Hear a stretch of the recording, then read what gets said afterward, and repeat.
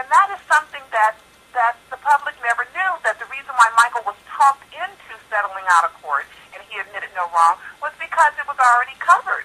One of the things that I find interesting is you mentioned that approximately 70% of fans or persons in general, people believe that he did, in fact, did you say fake his death? Well, it's within the Michael Jackson fan community. It hasn't really made it out of the mainstream here in America.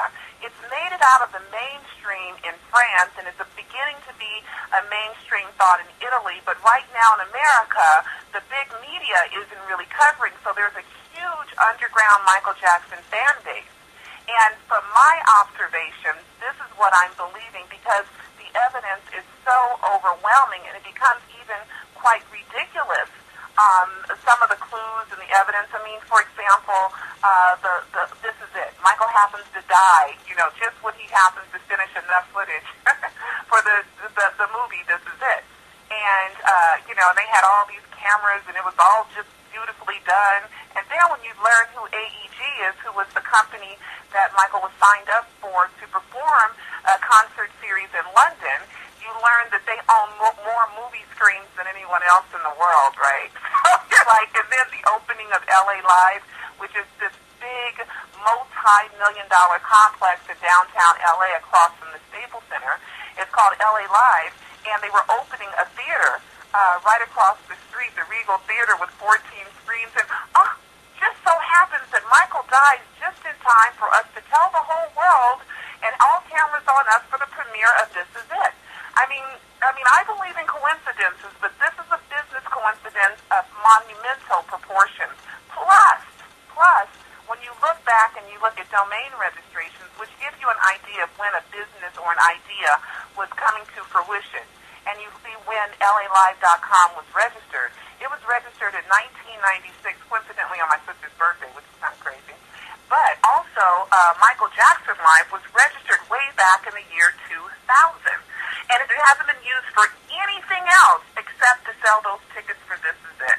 So, I mean, I go on and on and on and on and on and on with just proof and evidence that Michael Jackson staged his death. Another controversial book you wrote and published is Black Women Need Love Too. Please explain what you meant by that title. Well, I'm really an activist, and I know we're segueing from Michael Jackson, but it's really kind of important to kind of, you know, give background of who I am. I'm an activist for the upward mobility of the black race. I'm an equality activist. There's so many inequalities based on race that still exist in this country. And so as someone who says, you know, if we want race to really, really not matter, we really have to balance economy, we have to balance poverty, we have to balance the richness of the world, we have to balance education, we have to balance two-family households. So how do you do that? And after writing several books and being an activist, I wanted to find out really what is one of the biggest problems in the black community that's halting us from really having a country or a world that's rid of color lines. And it really comes down to a lack of two-parent households. It becomes the family is the basic foundation of any civilizations, even in the animal world. They decide, okay, the male and female is going to take care of the child until the child's able to take care of themselves. So I said to myself, there's so many single black women out there. There's so many single black mothers out there. There's so many children that don't have their father in their world that I wanted to write a book saying, look, guys, you know, black women need love too. Hello? You know, because it seems like no one paying any attention to the hardships of the average black woman. I'm not saying every black woman doesn't get married, but our marriage statistics are lower than all other races. Our two-parent households are lower than all other races.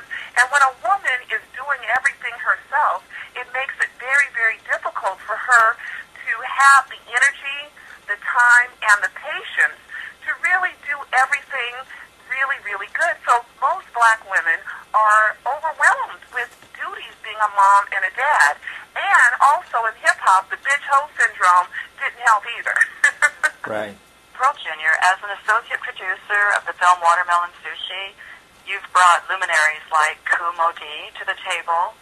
Any upcoming surprises? Yes, I'm really excited about your story as well, Watermelon Sushi, because of your, multicultural background and what that means, So that's why I signed on, because I thought that, there's another story to tell in this pursuit of racial equality, to where none of the races really are superior or inferior to another. And that's really and truly my goal. But there are other surprises.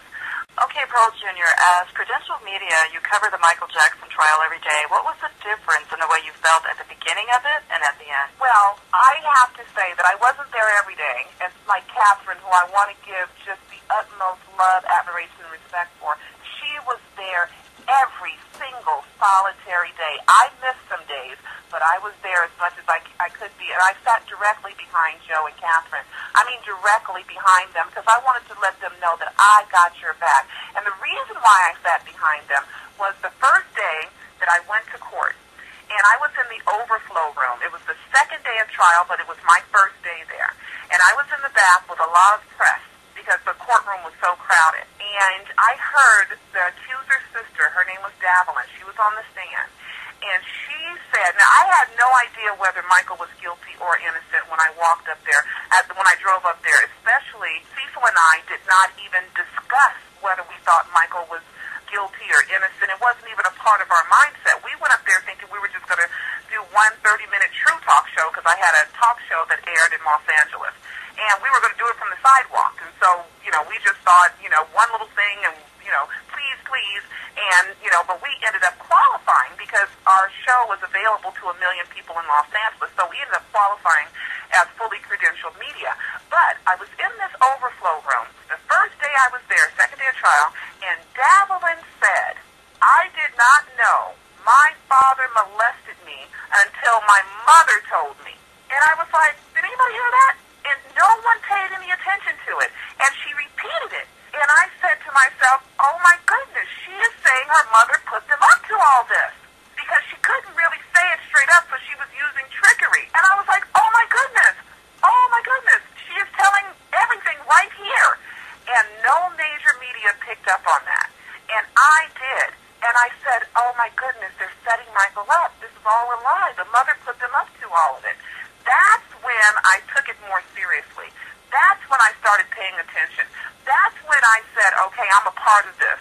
They aren't taking my brother down like that, period, because and then I heard more and more testimony about Michael being innocent, about how the family were grifters, how they set him up, how just everything was just kind of a plan that they used to try to get rich and for them to solve their poverty issues. And that's what changed me. And then as the trial progressed, more and more evidence substantiated it.